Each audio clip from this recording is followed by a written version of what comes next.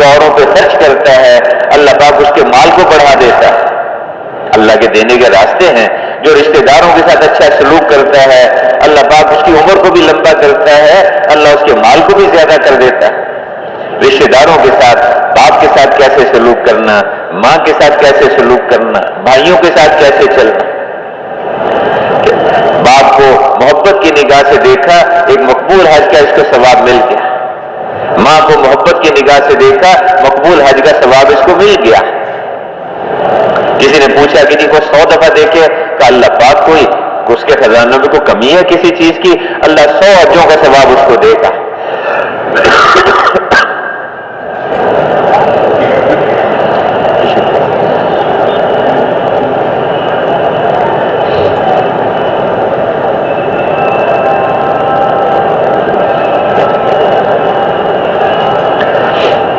تو اللہ کے رسول ایک زندگی لے کے آئے ہیں آسمانوں سے۔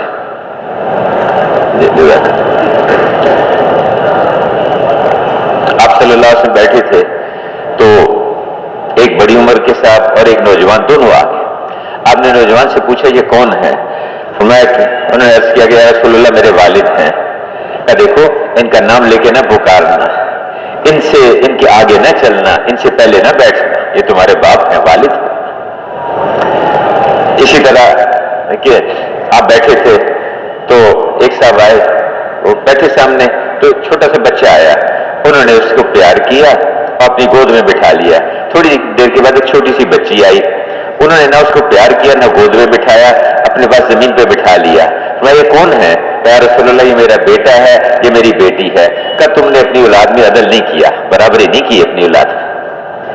ماں باپ کے ذمے اولاد کو کیا، ماں باپ کے ذمہ اولاد کے متعلق کیا احکامات ہیں ان کو اللہ کے رسول نے رہنمائی فرمائی، اور اولاد کے ذمہ ماں باپ سے متعلق کیا احکامات ہیں اللہ کے رسول نے اس کے متعلق رہنمائی فرمائی۔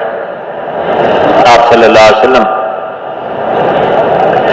میں کہ تم اس سے بہترین شخص وہ ہے، سب سے اچھا وہ ہے جس کے اخلاق اچھے، جس کے اخلاق اچھے ہیں۔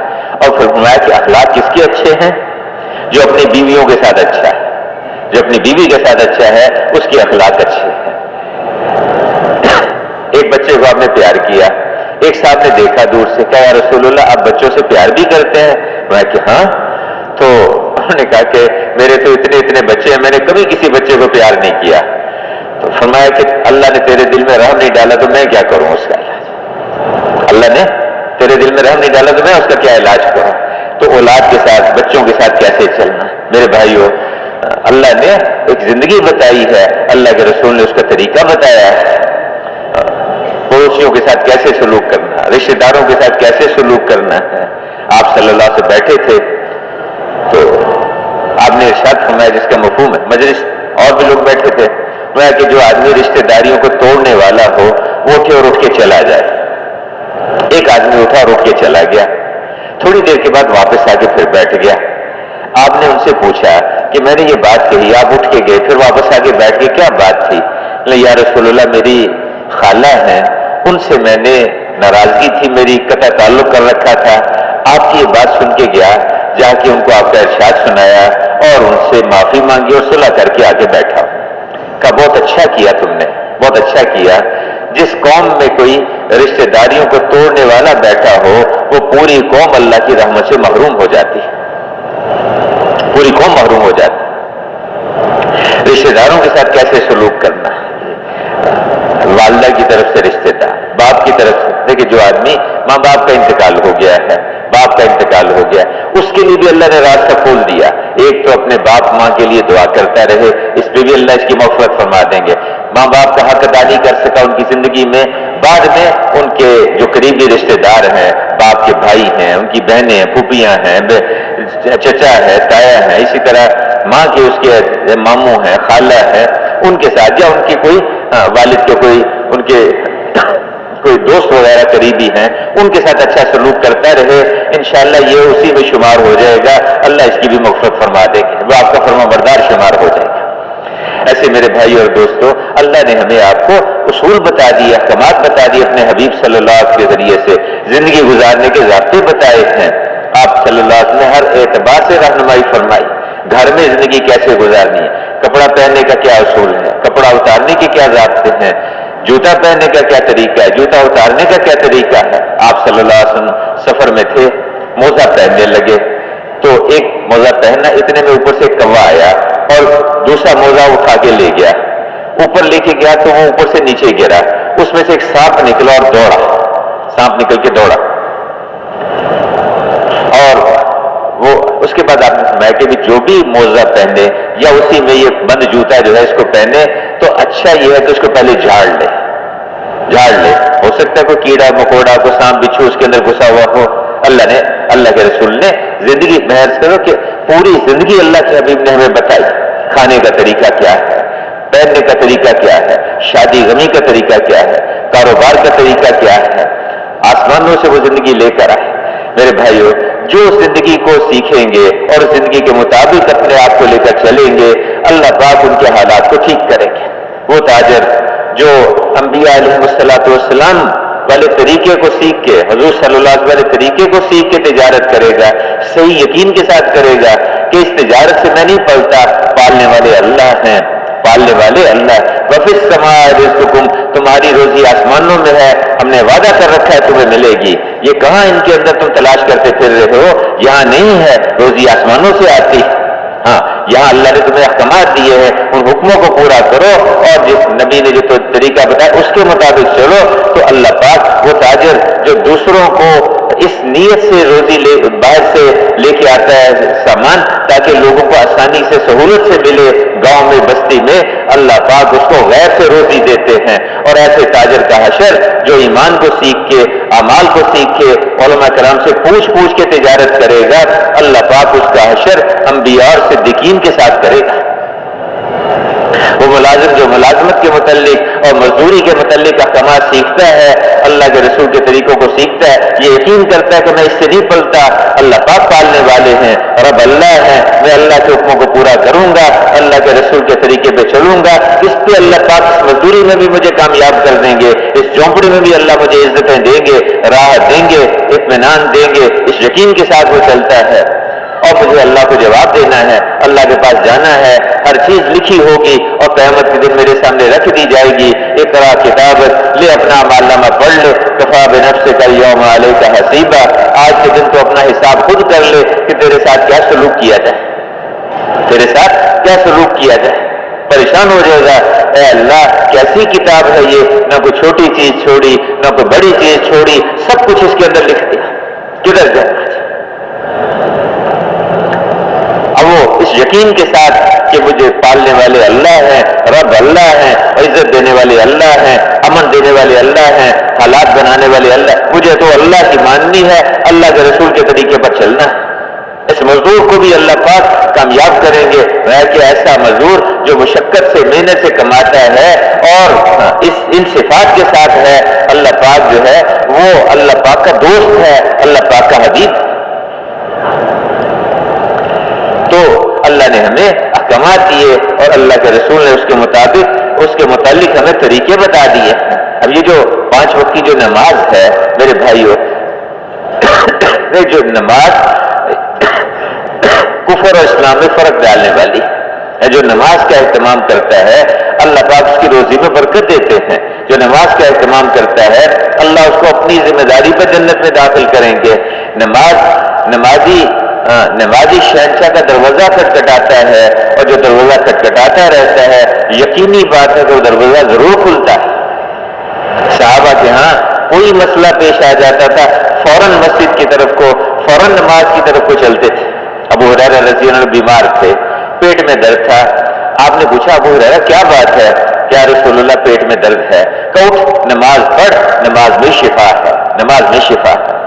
بھوک آ گئی، آپ صلی اللہ علیہ وسلم بھوکا، گھر میں آ کے پوچھا کچھ کھانے کو ہے؟ کچھ نہیں۔ مسجد میں گئے، جا کے نماز پڑھی، اللہ سے دعا مانگی، پوچھا آ کے کچھ ہے کھانے کو؟ کچھ نہیں۔ پھر گئے، پھر نماز پڑھی 2 دفعہ 3 دفعہ 4 دفعہ نماز پڑھی، اللہ سے دعا مانگی، اللہ پاک نے اس کا انتظام کر دیا۔ بدر کے موقع پر اب ایسے حالات بن گئے، سارا باطل 1000 آدمی ہتھیاروں سمیت سب کچھ لے کے آ کے کھڑے ہو گئے، اور ادھر 313 خالی ہاتھ، چند ہتھیار چند سواریاں مقابلے پر۔ آپ ساری رات نماز میں دعا میں کبھی سجدے میں کبھی رکوع میں یا حی یا قیوم برحمتک نستغیث یا حی یا قیوم برحمتک نستغیث یا حی یا قیوم ساری رات دعا مانگتے، ساری رات رو، اور اللہ پاک نے پھر دکھایا اللہ نے کہ وہ 313 کو اللہ نے غالب کیا اور اللہ پاک نے ان 1000 کو اللہ نے شکست دی، اللہ نے ان کو ناکام کیا۔ میرے بھائیوں، نماز راستہ ہے، اور کوئی پریشانی آ جائے مسجد کی طرف کو چلنا، خوف آئے مسجد کی طرف کو چلے، تنگی کا حال آ جائے مسجد کی طرف کو چلے۔ حضرت عمر رضی اللہ عنہ کے زمانے میں مدینہ منورہ میں قحط آ گیا۔ اب قحط آیا تو آپ نے کچھ انتظام کرنے کی کوشش کی، جو حاکم ہے بڑا ہے اس کے ذمہ ہے کہ وہ اس کا انتظام کرے اپنی طرف سے جتنا اس کے بس میں ہے، تو انتظام کیا لیکن قحط دور نہیں ہوا۔ عمر ابن عاص رضی اللہ عنہ مصر میں تھے، ان کو خط لکھا، سارے حالات لکھے کہ دیکھو تم وہاں پر جو ہے مصر میں ہریالی اور سب کچھ پیداوار سب موجود ہے، اور یہاں مدینہ میں یہ حالات ہیں۔ انہوں نے جواب میں لکھا کہ جی میں اتنا بڑا قافلہ بھیجوں گا سامان کا کہ پہلا ہوں تو اس کا مدینہ میں ہوگا اور آخری ہوں تو اس کا مصر میں ہوگا، اتنا سامان بھیجوں گا آپ کے پاس۔ انہوں نے بھیجا، قافلہ بھیجا، اتنا سامان بھیجا، لیکن قحط دور نہیں ہوا۔ بھیک مانگنے سے خیر حضرت عمر رضی اللہ تو انہوں نے اپنی مسئلے سے بات کہی تو انہوں نے قحط دور نہیں ہوا۔ حضرت عمر رضی اللہ عنہ نے اللہ اکبر پریشان ہوئے اور دعا مانگی کہ یا اللہ میرے زمانے میں میری کوئی امت جو ہے وہ ہلاک نہ ہو جائے، پریشانی کا اظہار تھا، پریشان ہوئے تو اللہ اکبر دیکھے حضرت عمر رضی اللہ عنہ دیکھیں اگر دجلہ کے کنارے کتا بھی اگر بھوکا مر جائے تو عمر تجھ سے پوچھا جائے گا اس کے بارے میں، کتا بھی بھوکا مر جائے، اپنی ذمہ داری کا احساس تھا کہ میرے اوپر ذمہ داری ہے، کہ روتے تھے کہ میرے زمانے میں امت کہیں ہلاک نہ ہو جائے میرے۔ تو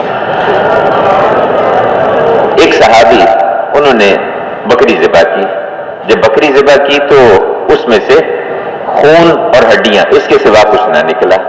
وہ پریشان ہو گئے کہ ایسا عجیب قحط کہ بکریاں بھی اس طرح، تو اس کو دیکھا اور کہا واہ محمد، کہ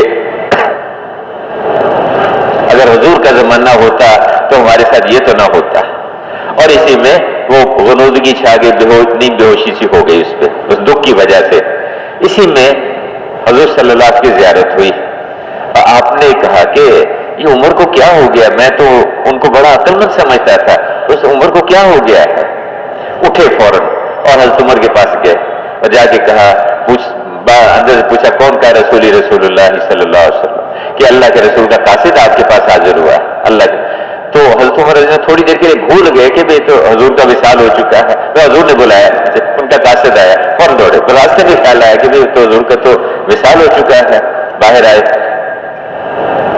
آگے کیا بات ہے، سارا قصہ سنایا انہوں نے، یہ ہوا کہ اچھا، ان کو ساتھ لیا اور مسجد میں چلے گئے اور مشورے والوں کو جمع کر لیا، مسلمانوں کو جمع کر لیا، جو وہاں سب کو بلا لیا، کہا کہ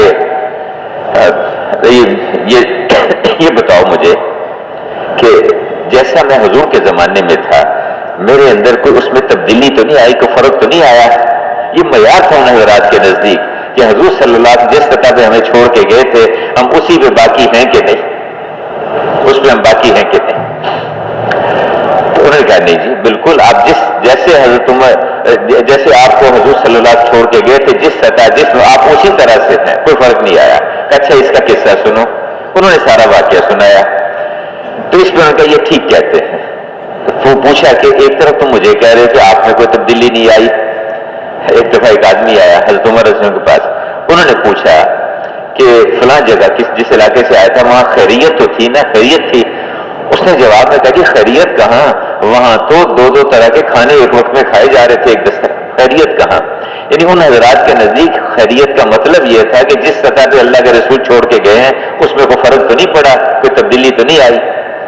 تو یہاں حضرت عمر رضی اللہ عنہ کے بارے میں جب انہوں نے یہ کہا کہ آپ میں کوئی تبدیلی نہیں، کہا اس کی بات سنو، کی بات سنی تو کہا یہ ٹھیک کہتے ہیں، ایک طرف یہ کہہ رہے یہ بھی ٹھیک کہتے، دوسرا مجھے کہتے کوئی فرق نہیں پڑا۔ انہوں نے کہا جی آپ تو اللہ کے رسول کے خلیفہ ہیں، آپ کہاں ان اسباب کے چکروں میں پڑ گئے زیادہ، آپ تو عمل کر کے اللہ سے مانگ، آپ تو دعا والے ہیں، اعمال والے ہیں، اعمال پہ ڈالتے سب کو۔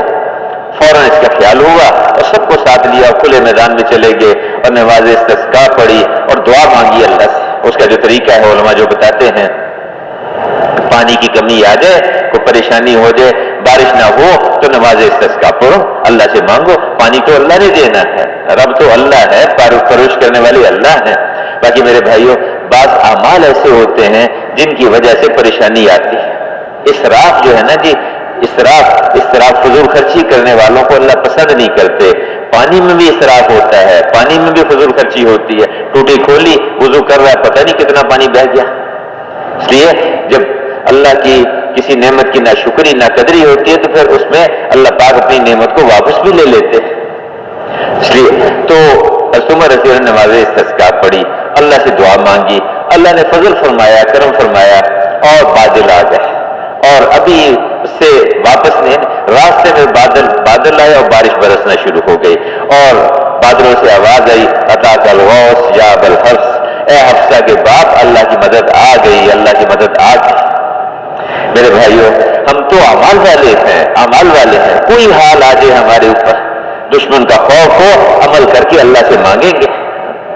تنگی کا حال آ جائے، ہم عمل کر کے اللہ سے مانگیں گے، چاہے شخصی حالات ہوں، چاہے ملکی حالات ہوں، چاہے قوم کے حالات ہوں۔ اللہ نے ہمیں اعمال والا راستہ دے دیا۔ اچھے اعمال ہوں گے، اللہ پاک خود حالات کو اچھا کرے گا، پریشانیوں کو اللہ پاک دور کرے گا۔ لا حول ولا قوت الا باللہ، اس کی جو کثرت ہے یہ بڑی سے بڑی، یعنی 99 مصیبتوں کا علاج ہے، 99 مصیبتوں کا۔ لا حول ولا قوت الا باللہ، اس کی کثرت، اور اس کا سب سے ہلکا درجہ یہ ہے کہ رنج اور غم اس کو دور کر دیتے ہیں۔ لا حول ولا قوت۔ آدمی اللہ کا ذکر کریں گے، اللہ پاک اطمینان دے گا۔ ہم اللہ کا ذکر کریں گے، اللہ کو یاد کریں گے، اللہ اطمینان دے گا۔ یہ ضابطے ہیں اللہ کے، سبحان اللہ، الحمدللہ، لا الہ الا اللہ، اللہ اکبر۔ اللہ کا ذکر کریں گے، اللہ پاک کے یعنی یہ کلمات ساتوں آسمانوں کو چیرتے ہوئے اللہ کے عرش پہ پہنچ کے اس پڑھنے والے کا تذکرہ شروع کر دیں گے۔ میں تم میرا ذکر کرو، میں تمہارا ذکر کروں گا، تم تنہائی میں مجھے یاد کرو، میں اپنے دل میں تمہیں یاد کروں گا، تم مجمع میں میرا تذکرہ کرو، میں فرشتوں کے مجمع میں تمہارا تذکرہ کروں گا۔ تم اللہ کا ذکر کرو، اللہ تمہارا ذکر کرے گا۔ ہم دروشی پڑھیں گے، ایک دفعہ دروشی پڑھیں گے، 10 رحمتیں نازل ہوں گی، 10 گناہ معاف ہوں گے، 10 درجے بلند ہوں گے۔ فرشتے اس درود شریف کو اللہ کے رسول کی خدمت میں پیش کریں گے، فلاں شخص نے آپ کی خدمت میں ہدیہ بھیجا، ایک تسبیح صبح کو ایک شام کو اس کا اہتمام کرے۔ تیسرے کلمے کی ایک تسبیح صبح کو ایک شام کو۔ میرے بھائیوں اور دوستوں اور بزرگوں، اللہ نے ہمیں اعمال بتائے ہیں، اپنے گناہوں پہ استغفار کرنا، تنہائیوں میں بیٹھ کے آدمی سوچے مجھ سے کیا غلطی ہوئی، مجھ سے کیا کیا قصور ہوئے، کیا کیا گناہ ہوئے ہیں۔ اب تلاش کرے آدمی، اگر غور کرے گا تو بہت سارے گناہ اس کو نظر آئیں گے، بہت ساری غلطیاں نظر آئیں گی، اس پہ استغفار کرے، ندامت، توبہ کا۔ اللہ پاک بڑے کریم ہیں، اور جب آدمی سچے دل سے اللہ سے توبہ کرتا ہے اللہ پاک اس کو معاف کر دیتے ہیں۔ کہ اگر تم زمین کے وزن کے بقدر بھی گناہ لے کے آ جاؤ گے، میں زمین کے وزن کے بقدر مغفرت لے کے تم سے ملوں گا، اتنے تمہارے گناہ ہوتے ہیں۔ اور کہ اللہ پاک یعنی کتنے گناہ ہو جائیں، اللہ پاک سے سچے دل سے آدمی معافی مانگ لے، ہے کہ میں اس کی پرواہ بھی نہیں کرتا کہ میں نے اتنے گناہ تمہارے معاف کر دیے۔ سچے دل سے معافی مانگنا، دل سے توبہ کرنا، اور خاص طور سے میرے بھائیوں بزرگوں، اللہ کی جو نافرمانیاں ہوئیں، اللہ کے رسول کے طریقوں میں جو ہم سے کمیاں ہوئیں، اس پہ ہم اللہ سے معافی مانگیں، استغفار کریں، استغفار کریں گے، توبہ کریں گے، اللہ پاک باغات دے گا، اللہ پاک نہریں دے گا، اور وقت پہ بارشیں دے گا، نرینہ اولاد دے گا اللہ پاک استغفار کی وجہ سے۔ توبہ اور استغفار اللہ پاک کے یہاں بڑی محبوب ہے۔ جو آدمی اپنے گناہوں پہ معافی مانگتا ہے اللہ بڑے کریم ہے میرے بھائیوں، بڑے سے بڑے قصور کو دیکھو کریم کہتے ہی اس کو ہے جو جب دشمن پہ قابو پا لیتا ہے تو اس کو معاف کر دیتا ہے، اس کو کہتے ہیں کریم۔ جو دشمن پہ جب قابو پا لیتا ہے تو اس کو معاف کر دیتا ہے. حضور صلی اللہ علیہ وسلم جب آپ کو مکہ مکرمہ میں آپ دعوت دیتے رہے، محنت کرتے رہے، بہت سارے حالات آپ پر گزرے، کوئی مذاق اڑاتے، کوئی ٹھٹا کرتے، حتیٰ کہ آپ کو مکہ جیسا محبوب شہر چھوڑ کے جانا پڑا، ہجرت کرنی پڑی. آپ روتے ہوئے جا رہے تھے اور پیچھے مڑ کے دیکھتے تھے کہ اے مکہ تو مجھے بڑا محبوب ہے، لیکن کیا کروں تیرے لوگ مجھے یہاں رہنے نہیں دیتے. اور اس کے بعد اللہ نے حالات بدلے. فتح مکہ کے موقع پر اب 10,000 صحابہ کے ساتھ مکہ مکرمہ میں داخل ہو رہے ہیں. اور آپ جب اس میں داخل ہو رہے ہیں تو جھنڈا تھا حضرت سعد بن عبادہ رضی اللہ عنہ کے ہاتھ میں، جھنڈا ان کے ہاتھ میں تھا. تو ابو بکر حضرت عباس رضی اللہ عنہ اور یہ پہاڑی پہ بیٹھے تھے، دیکھ رہے تھے، اور ابو سفیان کو لے کے ساتھ، ابو سفیان ابھی ایمان نہیں لائے تھے، ان کو ساتھ لے کے کہ یہ دیکھو یہ حضور کے قافلے جو ہے وہ جا رہے ہیں. تو ابو سفیان دیکھ کے بڑا حیران ہوا، کہنے لگا کہ تمہارے عباس، تمہارے بھتیجے کی بادشاہت تو بہت بہت بڑھ گئی، بہت اونچی ہو گئی. انہوں نے کہا کہ نہیں، یہ بادشاہت نہیں، یہ نبوت ہے، یہ نبوت ہے. سعد بن عبادہ پاس سے گزرے، انہوں نے دیکھا اور جوش سے کہا اليوم یوم الملحمہ، آج کا دن ٹکا بوٹی کرنے کا دن ہے، تمہارے ٹکڑے ہوں گے آج کے دن. ابو سفیان پریشان ہو گئے کہ اپنے قبیلے، اپنے قریش کو یہ خود ہی ختم کریں گے، کیا پروگرام ہے تمہارے بھتیجے کا؟ نہیں. اب عباس رضی اللہ عنہ بھی ذرا پریشان ہوئے، آگے ان کو لے کے حضور کے پاس. حضور صلی اللہ علیہ وسلم نے پوچھ کیا بات، کیا رسول اللہ آپ کا کیا ارادہ ہے؟ کہا کیوں، کیا وہ سارا قصہ سنایا؟ کہا نہیں ایسی بات نہیں ہے، آج یہ ہے فاتح. کیا ایسی بات نہیں ہے؟ نہیں. اليوم یوم المرحمہ، آج کا دن تو ایک دوسرے کا رحم کھانے کا دن ہے، ایک دوسرے کو معاف کرنے کا دن، درگزر کرنے کا دن ہے، رحم کھانے کا دن ہے. جب قابو پا لیا معاف کر دیا. تو کب بلاؤ ان کو، جھنڈا لے لیا ان کے ہاتھ سے، اور انہی کے بیٹے قیس بن سعد بن عبادہ ان کے حوالے کر دیا، تم لے کے چلو آگے. جب اس میں بیت اللہ میں جب پہنچے تو بیت اللہ کے اندر آپ داخل ہو گئے، بتوں کو توڑا، اللہ سے دعا مانگی. اس کے بعد پھر آپ جب باہر آئے تو آپ نے پوچھا کہ یہ بیت اللہ کی چابی ہے یہ کس کو دے؟ تو حضرت عباس نے کہا ہمیں دے دے، علی کرم مجھے دے دیں. تو اس نے بلایا، کہا کہ عثمان بن ابی طلحہ کو بلایا ان کو.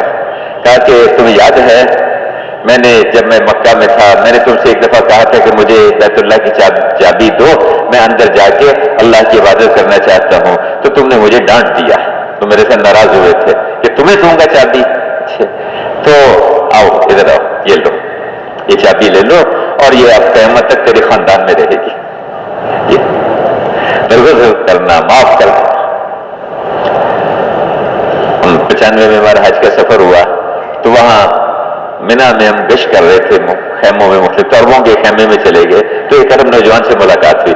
اس نے ہمیں یہ سارا واقعہ سنایا، کتابوں میں بھی ہے. اس کے بعد کہا کہ میں عثمان بن ابی طلحہ کے خاندان سے ہوں اور اب وہ چابی ہمارے پاس ہے، کل قیامت تک تیرے پاس رہے گی. پھر آپ نے پوچھا حضرت عباس رضی اللہ عنہ سے، کہا کہ عباس وہ آپ کے بھائی کے بیٹے کہاں ہیں؟ آپ کے بھائی کے بیٹے کہاں ہیں؟ حضرت عباس نے سے پوچھا. ابو لہب کے بیٹوں کی طرف اشارہ کیا. تو کہا جی ان کو بلا کے تلاش کرتے ہیں. تلاش کیا تو وہ عرفات سے مل گئے. 2 بیٹے، ابو لہب کے 3 بیٹے تھے اور 2 کے ساتھ حضور کی بیٹیوں کا نکاح ہوا تھا. جب آپ نے دعوت دینی شروع کی تو ابو لہب نے غصے میں آ گیا اور برا بلا بھی کہا، پتھر بھی مارے، اور بیٹوں سے کہا کہ اس کی دونوں بیٹیوں کو طلاق دے دو. دونوں نے طلاق دے دی. ایک نے طلاق بھی دی اور برا بلا بھی کہا، اور دوسرے نے طلاق دی لیکن چپ رہا، خاموش رہا. وہ جس نے برا بلا کہا تھا اور طلاق دی تھی اس کو تو ایک واقعے میں ایک شیر نے اس کے ٹکڑے کر دی، چیر پھاڑ دیا. باقی یہ دوسرا بیٹا زندہ تھا اس فتح مکہ کے موقع پر، اور ایک اور بیٹا تھا. آپ نے کہا وہ بیٹے کہاں ہیں دونوں اس کے؟ کہ ان کو خیر بلا کے لائے، حضور کی خدمت میں پیش کیا. آپ نے ان کو دعوت دی، دونوں کو دعوت دی، اور اللہ کی شان نے دونوں ایمان لے آئے. جب دونوں ایمان لے آئے تو آپ نے فرمایا کہ میں نے اپنے رب سے تم دونوں کو بہت مانگا تھا، اس نے میرے اوپر احسان کیا، تم دونوں ہی مجھے دے دیے اس نے۔ یہ کون ہے؟ ابو لہب کے بیٹے ہیں جو سب سے بڑا دشمن ہے۔ یہ کون ہے؟ بیٹی کو طلاق دینے والے ہیں اور ان کے لیے دعا مانگ رہے ہیں کہ جب کریم قابو پا لیتا ہے تو معاف کر دیتا ہے۔ کیا جانتے ہو میں تمہارے ساتھ کیا سلوک کرنے والا ہوں؟ سب پتہ ہے کہ ہم نے کیا کیا حضور کے ساتھ، آپ کے ساتھیوں کے ساتھ کیا ہے، سب معلوم ہے، سب گردنیں جھکی ہوئی ہیں کہ ایک اشارہ کرنے کی دیر ہے سب کی گردنیں پیروں میں آگے گریں گی۔ کہا جی آپ تو کریم کی اولاد ہیں، کرم ہی فرمائیں گے۔ کہا میں تمہیں وہ کہتا ہوں جو کریم ابن کریم ابن کریم ابن کریم یوسف ابن یعقوب ابن اسحاق ابن ابراہیم نے اپنے بھائیوں سے کہا تھا، میں بھی تم سے وہی کہتا ہوں، لا تثریب علیکم اليوم، جاؤ تم سے کسی بات کی پوچھ نہیں، تم سارے آزاد ہو، سب معاف کر دی، ایک جنبش میں سب معاف کر دی۔ میرے بھائیوں، اللہ نے ہمیں یعنی حضور صلی اللہ علیہ وسلم کی امت پہ پیدا کیا، حضور کی اللہ نے ہمیں امتی بنایا، ہم مسلمان ہیں، حضور کی امتی ہیں۔ اللہ نے ہمیں ایک زندگی دی ہے، اللہ پاک کے احکامات پہ چلنا، اللہ کے رسول کے طریقوں پر چلنا، اس زندگی کو سیکھنا اور ساری دنیا کو اس پہ لانے کی کوشش کرنا۔ میرے بھائیوں، یہ امت ایک بڑے کام کے لیے چنی گئی، ایک بڑے کام کے لیے چنی گئی ہے کہ تم بہترین امت ہو، تمہیں اقوام عالم کے لیے بھیجا جا رہا ہے۔ امت دیکھیے کسی ایک قوم کا نام نہیں ہوتا، کسی ایک علاقے والوں کا نام نہیں، کسی ایک زبان والوں کا نام نہیں ہے۔ کم قسمتی سے آج وہ مقصد سامنے نہ ہونے کی وجہ سے ہماری امت ٹوٹ کے کئی امتوں میں بڑھ چکی ہے، کو اپنی قوم سے اپنا تعارف کرایا، یہ تعارف کے لیے ہیں یہ چیزیں، یہ امت ہے، مسلمان ہے، کہ جو کسی قوم کو اپنا سمجھتا ہے اور اوروں کو بیگانہ سمجھتا ہے اور اس کی بنیاد پہ ان کے ساتھ سلوک کرتا ہے، وہ تو حضور صلی اللہ علیہ وسلم اور حضرات صحابہ کرام کی قربانیوں پہ پانی پھیرتا ہے۔ یہ امت کل جسد الواحد، ایک جسم کی طرح سے ہے، ایک جسم کی طرح سے۔ اللہ کے ہاں کوئی تقسیم نہیں ہے، یہ پاکستانی ہے یا ملیشین ہے یا ترک ہے، یہ پٹھان ہے یا سندھی پنجابی بلوچی، کوئی تقسیم نہیں، یہ تعارف کے لیے ہیں یہ سب۔ اللہ کے ہاں ایک ہی تقسیم ہے، حزب الرحمان ہے، حزب الشیطان ہے، حزب الرحمان ہے، حزب الشیطان ہے۔ ہم مسلمان ہیں، ہم اللہ کو دیکھ کے چلیں گے، اللہ کے رسول کو دیکھ کر چلیں گے۔ کوئی حال ہمارے اوپر آج ہم امت بن کے چلیں گے، اور امت میرے بھائیوں کوئی بھی تنظیم، کوئی بھی انجمن اس وقت انجمن اور امت بنتی ہے جب اس کے سامنے ایک مقصد ہو۔ یہ امت تب امت بنے گی جب ان کے بچے کے سامنے ایک مقصد ہوگا اور اس مقصد تک پہنچنے کے لیے ایک طریقے پر محنت پہ لگے ہوں گے۔ ہمارا مقصود کیا ہے؟ اعلاء کلمت اللہ، اللہ کا کلمہ دنیا میں بلند ہو اور کفر کا کلمہ پست ہو جائے۔ اللہ رحم کرے خالد بن ولید پر کہ ان کے دل میں اور کوئی جذبہ ہی نہیں سوائے اس کے کہ اللہ کا کلمہ دنیا میں بلند ہو۔ حضور صلی اللہ علیہ وسلم کے پاس قریش مکہ آئے، کہا کہ آپ کیا چاہتے ہیں اس کام سے؟ ایک موقع پر تو ہے کہ وہ جو قریش جمع ہو گئے، حضور کے چچا ابو طالب کے پاس کہ اپنے بھتیجے کو بلا کے سمجھاؤ، ان کی وجہ سے ان کی گشتیں دعوت کی وجہ سے گھر گھر کے اندر جو ہے اختلاف شروع ہو گیا، اس کو سمجھاؤ۔ آپ بلایا، پوچھا بیٹا کیا چاہتے ہو، کیا چاہتے ہو آپ؟ یہ تمہاری قوم کے سردار ہیں، بڑے ہیں، بیٹھے ہوئے ہیں، میں ان کو ایک کلمہ بتانا چاہتا ہوں، اگر یہ اس کو مان لیں، اگر یہ اس کو قبول کر لیں تو عرب ہو ان کا ہوگا ہی، عجب بھی ان کو جزیہ دینے لگے گا۔ اس پہ ابو جہل نے کہا کہ وابی کا عشرہ کلمات، تو ایک بات کہتا ہے، ایسی تو ہمیں 10 باتیں بتا، تیرے باپ کی قدم ہم ان کو مانیں گے۔ اس پہ آپ نے فرمایا کلمہ پڑھو لا الہ الا اللہ محمد رسول اللہ۔ دیکھیے یہ کیا بات ہے، یہ ہماری سمجھ میں نہیں آتا کہ سارے خداؤں کو تم نے ایک ہی خدا بنا دیا، یہ ہم نہیں ماننے کو تیار۔ اور اس موقع پر دوسرے موقع فرمایا کہ یا چچا، یا اللہ کا کلمہ دنیا میں اللہ نے مجھے ایک امر دے کر بھیجا ہے، یا اللہ کا وہ امر پورا ہوگا یا میری گردن جسم سے الگ ہوگی، کوئی اس پہ کسی جگہ کوئی سمجھوتا نہیں ہوگا۔ قریش نے آ کے کہا مال لے لو، سب سے مالدار بن جاؤ گے، بادشاہت لے لو، صدارت لے لو، وزارت لے لو، بادشاہت لے لو، قوم کے قبیلے کے سردار بن جاؤ، جس عورت سے کہتے ہو سب نکاح کر دیتے ہو، اس کام سے پیچھے ہٹ جو اس کو چھوڑ دو۔ کیا فرمایا یہ تو تم کر لو گے، جاؤ آسمانوں سے جاؤ، سورج اور چاند کو توڑو اور لا کے میرے دونوں ہاتھوں پہ رکھ دو، پھر بھی میں پیچھے نہیں ہٹوں گا۔ میرے بھائیوں، اس امت کے سامنے ایک مقصد تھا، ایک کام تھا، ایک ذمہ داری تھی۔ ہم نے ضرورتوں کا مقصد بنا لیا، ابھی یہ تاجر ہیں، یہ ذمہ دار ہیں، یہ ملازم ہیں، نہیں ہم تو داعی اللہ ہیں، ہم اللہ کے کلمے کی طرف لوگوں کو بلانے والے ہیں۔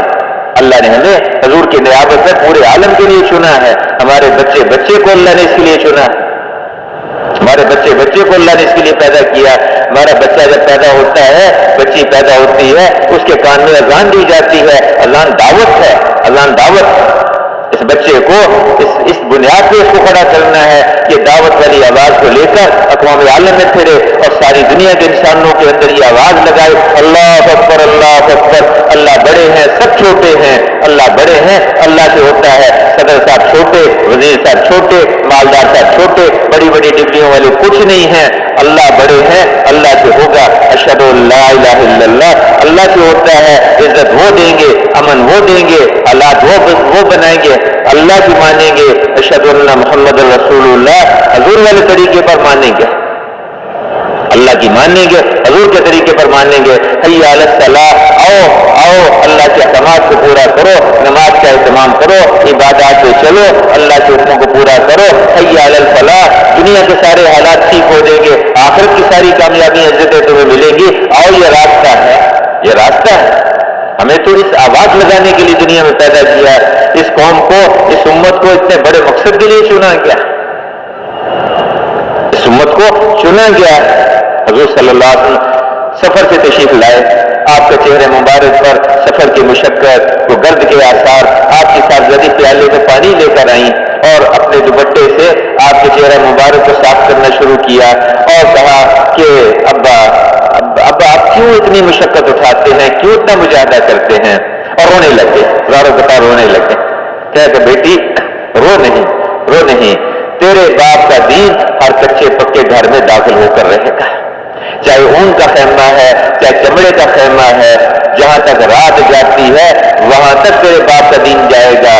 جو مانے گا وہ عزت پائے گا، جو انکار کرے گا وہ ذلیل ہوگا۔ یہ ضابطے میرے بھائیوں، جو مانے گا وہ عزت پائے گا، جو انکار کرے گا وہ ذلیل ہوگا۔ اللہ نے ایک راستہ دیا، ایک کام دیا ہمیں۔ ربیع بن عامر رضی اللہ عنہ رستم کے پاس فارس کا بڑا اس کے دربار میں گئے، اس نے پوچھا کیوں آئے ہمارے پاس، کیوں آئے ہو؟ کہا ہم آئے نہیں، اللہ ابتعاثنا، اللہ نے ہمیں تمہارے پاس بھیجا ہے، ہم اللہ کے نمائندے بن کے آئے ہیں، اللہ نے ہمیں بھیجا۔ یہ بہت بڑی قوت ہے کہ اللہ نے بھیجا۔ موسیٰ علیہ السلام نے یہی کہا کہ دیکھو میں رسول رب العالمین ہوں، اللہ نے مجھے بھیجا ہے، ہمیں اللہ نے بھیجا ہے، اللہ نے چنا ہے، اللہ نے اس امت کو چنا ہے۔ میرے بھائیوں، اللہ نے ہمیں بھیجا ہے، تو انہوں نے کہا کہ اللہ نے ہمیں بھیجا ہے، اور کیوں بھیجا ہے؟ بندوں کو بندوں کی غلامی سے نکال لے، اللہ کی بندگی میں لے کر آئے، اور بندوں کو دنیا کی تنگیوں سے نکال لے، اس کی آسانیوں میں، اس کی راحتوں میں لے کر آئے، اور بندوں کو باطل ادیان کے ظلم سے نکال کر اسلام کی عدل میں لے کر آئے، اس لیے اللہ نے ہمیں بھیجا ہے۔ میرے بھائیوں، ہم اپنی اس حیثیت کو بھول گئے، اس حیثیت کو ہم بھول گئے۔ ہم ساری دنیا کے انسانوں کو اس میں لانے کے لیے آئے تھے۔ دیکھیے لوگ جو ہے وہ دین پر جو آئیں گے وہ صرف اتنا نہیں ہے کہ ہم نماز پڑھ لیں، روزہ رکھ لیں، اللہ کا ذکر کر لیں، اس پہ ہمیں ثواب ملے گا، لیکن باقی پوری امت اس پر کیسے آئے گی؟ اس کے لیے ہمیں دعوت دینی ہوگی، اس کے لیے ہمیں ایک کے پاس جانا ہوگا۔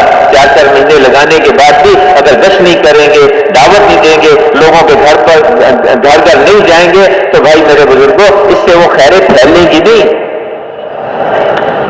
خیریں وہ محدود، خیریں تب پھیلیں گی جب اس کے لیے محنت، اس کے لیے مشقت ہوگی، اس کے لیے لوگوں کے پاس چل کے جائیں گے اور لوگوں کو اللہ کی طرف دعوت دیں گے، اللہ کی طرف بلائیں گے۔ میرے بھائیوں، حضور کے ناموں میں سے بڑا خوبصورت نام ہے سراج المنیرہ، روشن چراغ۔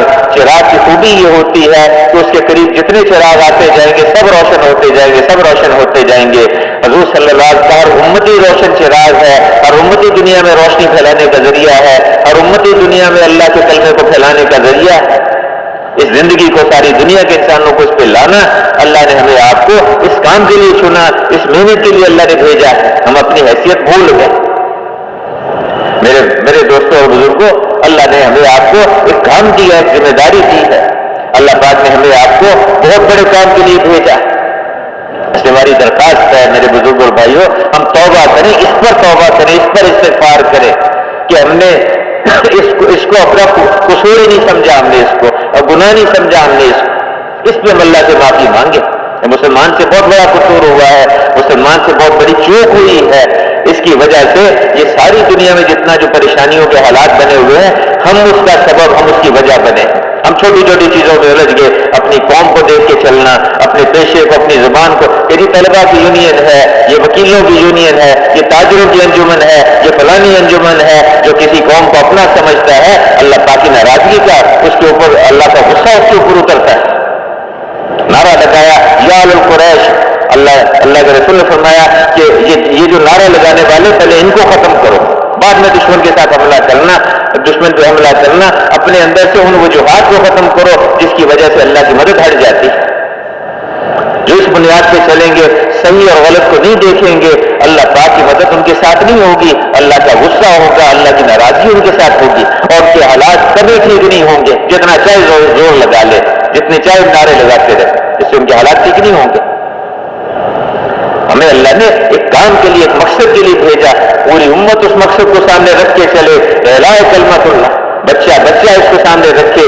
تاجر کے سامنے بھی یہ مقصد، ذمہ دار کے سامنے بھی یہ مقصد، مزدور بھی اس کو دیکھے، غریب بھی اس کو دیکھے، مالدار کو بھی اس کو دیکھے کہ ساری دنیا کے انسانوں کو اللہ کے سامنے جھکانا، اللہ کے دین پہ لانا، اس کی کوشش، محنت کرنا میری ذمہ داری ہے.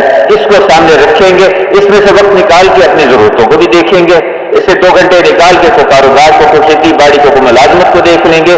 اللہ نے جس کام کے لیے ہمیں چنا ہے میرے بھائیوں، اس کے لیے جب ہم کوشش کریں گے، محنت کریں گے، اللہ اکبر، ایک روپیہ جو اس پہ خرچ کریں گے، لاکھوں گنا اللہ اجر دے گا. ایک جو اس پہ ذکر کریں گے، جو نماز پڑھیں گے، جو دعائیں مانگیں گے، اللہ پاک ایسے ان کی دعاؤں کو قبول کرے گا جیسے انبیاء علیہ السلام کی دعائیں ہوتی. اور ان کا قیامت کے دن اللہ پاک ان کو کرسیوں پہ جگہ دے گا جن پہ نبیوں کو بٹھایا جاتا ہے. ان کے چہروں پر وہ نور ہوگا جو نبیوں کے چہروں پر ہوتا ہے، اور اللہ پاک انبیاء کرام کے پڑوس والی جنت میں ان کو جگہ عطا فرمائیں گے. اللہ نے ہمیں آپ کو ایک کام دیا، ایک ذمہ داری دی ہے، ایک مقصد دیا ہے. ہمارا گھر تاجر کا گھر نہیں ہے، ذمہ دار کا گھر نہیں ہے، یہ ملازم کا گھر نہیں، یہ حضور صلی اللہ علیہ وسلم کے کام والوں کا گھر، حضور کی محنت والوں کا گھر ہے. ہم اپنی حیثیت کو سمجھیں، اس پہ توبہ کریں، اللہ سے معافی مانگیں. سارے کراچی والوں کو ہم توبہ کرائیں، ایک کے پاس جا کے اسے کہیں کہ اللہ سے معافی مانگو، اللہ سے توبہ کرو، تمہیں اللہ نے اتنے بڑے کام کے لیے بھیجا ہے. ایک کے پاس جائیں اور جا کے اسے کہیں کہ اللہ سے معافی مانگو، اور ہر ایک کو اس پہ لائیں کہ دیکھو جاؤ اور جا کے اللہ کی طرف دعوت دینے والے بنو، اللہ کے رسول کی طرف دعوت دینے والے بنو. خود نمازوں کا اہتمام کرو، اوروں کو نمازوں پہ لاؤ، خود اللہ کا ذکر کرو، اوروں کو ذکر کرنے والا بناؤ، خود اللہ کے احکامات کو علماء کے پاس جا کے سیکھو، اوروں کو سیکھنے والا بناؤ. اور میرے بھائیوں، ایک زندگی ہے جس کو سارے اور جہاں یہ زندگی وجود میں آئے گی وہاں خیریں، برکتیں، رحمتیں آئیں گی. ہم کیا ایک دوسرے کے حالات کو ٹھیک کریں گے، کیا حکومتیں کسی پبلک کے حالات کو ٹھیک کریں گی، کیا مالدار غریبوں کے حالات کو ٹھیک کریں گے، اللہ پاک ان کے حالات کو ٹھیک کریں گے. آسمانوں سے برکتیں اتریں گی، زمینوں سے برکتیں اتریں گی، نکلیں گی. ان کے مالوں میں برکت، ان کی چیزوں میں برکت، ان کی صحتوں میں برکت، ان میں آپس میں محبتیں ہوں گی، ان میں آپس میں جوڑ ہوگا. ہر ایک دوسرے کو نفع پہنچانے والا بنے گا، ہر ایک دوسرے کا خیر خواہ بنے گا. جیسے جسم میں ہاتھ پورے جسم کا مددگار ہوتا ہے، آنکھ پورے جسم کے لیے دیکھتی ہے، کان پورے بدن کے لیے سنتے ہیں. ذرا سی تکلیف انگلی میں ہو گئی پورا جسم بے چین ہو جاتا ہے، ذرا سا پاؤں میں کانٹا چبھ گیا پورا جسم بے چین ہو جاتا ہے. اس طرح پوری امت میں کسی جگہ کوئی پریشانی آئے گی پوری امت پریشان ہو جائے گی. جب امت بنے گی تو ہم پورے عالم کو سامنے رکھ کے چلے اور پورے دین کو سامنے رکھ کے چلیں. ہماری مسجدوں کی جماعتیں اس کی فکر کریں اور ہمارا گھر میں اس کی فکر، اس کے مشورے چل رہے ہیں. اب میرے بھائیوں، عرض یہ ہے کہ ہر مسجد کی جماعت ماشاءاللہ سب ساتھی تشریف فرما ہے. 2-4 منٹ میں اب تشکیل میں درخواست یہ ایک بہت عجیب سی ایک فضا بن جاتی ہے کہ جو ہی تشکیل شروع ہوتی ہے یہ یعنی بڑے نقصان کی چیز ہے کہ اس وقت میں اٹھ کے آدمی چل پڑتا ہے. اب تک کام کی بات تھی، اب کام کا شروع ہے، جو یہاں اٹھ کے چل پڑتا ہے، بیٹھا رہے، ٹھیک ہے ارادہ تو وہ کرے گا جس کو اللہ توفیق دے گا، نیت وہ کرے گا، لیکن یہ جو اٹھ کے کھڑے ہو جانا ہے اور چل پڑنا ہے، یہ بہت نقصان کی بات ہے، اس کے اپنے لیے بھی اور اوروں کے لیے بھی۔